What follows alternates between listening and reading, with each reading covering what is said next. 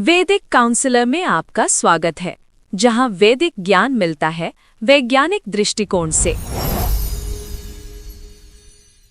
सोचिए जरा, क्या क्रिस्टल का एक छोटा सा टुकड़ा पूरे ब्रह्मांड की ऊर्जा को अपने अंदर समेट सकता है।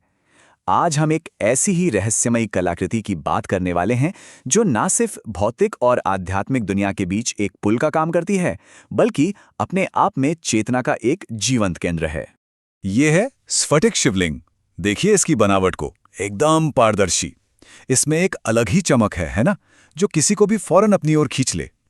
और ये सिर्फ देखने में खूबसूरत नहीं है, बल्कि ये शुद्ध चेतना का एक बहुत ही शक्तिशाली प्रतीक भी माना जाता है। तो सवाल उठता है कि आखिर ये स्फटिक शिवलिंग है क्या? देखिए, इसे बनाया जाता है शुद्ध, एकदम नेचुरल क्वार्ट्ज क्रिस्टल से, जिसे हम स्फटिक कहते हैं, और ये भगवान शिव का प्रतीक है। वैदिक परंपराओं में ना इसे उस परम ऊर्जा का रूप माना गया है जो हर जगह है पर दिखती नहीं, बिल्कुल इस क्रिस्टल की तरह, जो सामने है पर पारदर्शी है, निराकार है। तो चलिए देखते हैं कि आज हम क्या क्या जानने वाले हैं। सबसे पहले हम इसके गहरे प्रतीकों को समझेंगे, फिर देखेंगे कि ज्योतिष में इसका क्या महत्व है, ये हमारी आत्मा को कैसे सुकून देता है, और आखिर में इसकी कुछ सबसे गूढ़ शक्तियों पर भी बात करेंगे। तो चलिए शुरू करते हैं इसके भौतिक स्वरूप और इसके गहरे मतलब से। ये समझने की कोशिश करते हैं कि कैसे क्रिस्टल का महज एक टुकड़ा अपने अंदर पूरे ब्रह्मांड को समेटे हुए है।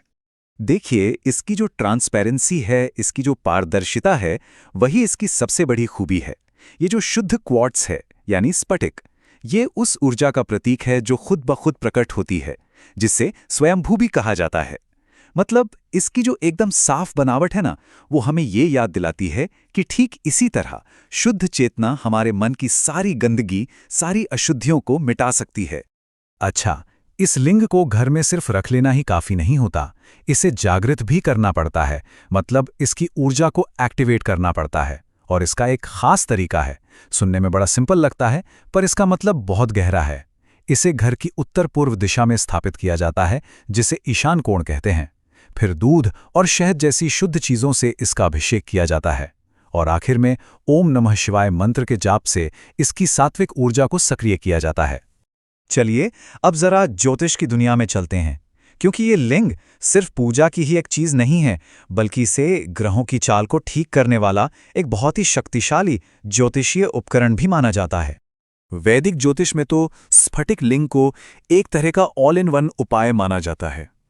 कहते हैं कि ये शुक्र और चंद्रमा से जुड़ी जो भी परेशानियां हैं, उन्हें शांत करता है, घर के वास्तु दोषों को दूर करता है, और यहां तक कि शनि की वजह से जो काम में देरी होती है या बाधाएं आती हैं, उन्हें भी हटाता है।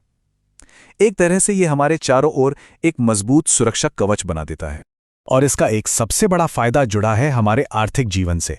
ऐसी मान्यता है कि ये शनि और राहु जैसे ग्रहों के बुरे प्रभाव को कम करता है, जिससे फाइनेंशियल प्रॉब्लम्स, मतलब पैसों की तंगी या कर्ज जैसी मुश्किलों से निकलने में मदद मिलती है। तो ये तो हुई ज्योतिष की बात। अब यहां से हटकर जरा अपने अंदर झांकते हैं। चलिए देखते हैं कि कैसे ये क्रिस्टल हमारी आत्मा को शांति और एक तरह की क्लैरिटी दे सकता है। आध्यात्मिक तौर पर देखें तो इसका सबसे पहला काम है मन को शांत और साफ करना। और देखिए, जब मन शांत हो जाता है ना, तो शरीर के जो एनर्जी सेंटर्स हैं, जिन्हें हम चक्र कहते हैं, वो अपने आप बैलेंस होने लगते हैं, और इसका नतीजा हमारा ध्यान और गहरा होता है। घर में एक सुकून का माहौल बनता है और नेगेटिव एनर्जीज दूर रहती हैं। पर सवाल ये है कि ये काम करता कैसे है? तो देखिए, ये लिंग खास तौर पर हमारे दो सबसे जरूरी एनर्जी सेंटर्स पर काम करता है। एक तो है सहस्रार चक्र, जो हमारे सिर के ठीक ऊपर होता है, और दूसरा है अनाहत चक्र, यानी हमारा हार्ट चक्र।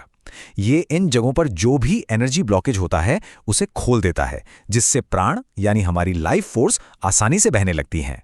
तो ये तो हुए इसके कुछ सामान्य फायदे, लेकिन क्या इसकी शक्ति सिर्फ यहीं तक है या इससे भी कहीं ज्यादा गहरी है? जवाब है हाँ, बिल्कुल है। चलिए अब बात करते हैं इसके सबसे शक्तिशाली और रहस्यमयी पहलू की, यानी इसके तांत्रिक आयाम की। ये वो क्षेत्र है जहां स्फटिक लिंग अपनी पूरी की पूरी क्षमता के साथ सामने आता है। कौल तांत्रिक ग्रंथों में तो साफ साफ चेतावनी दी गई है कि इसकी जो रॉ पावर है, इसकी जो अपार शक्ति है, उसे संभालने के लिए एक गुरु का मार्गदर्शन बहुत जरूरी है। क्योंकि अगर सही ज्ञान ना हो तो इसकी ऊर्जा फायदे की जगह नुकसान भी कर सकती है। एक तरह का एनर्जेटिक ओवरलोड हो सकता है।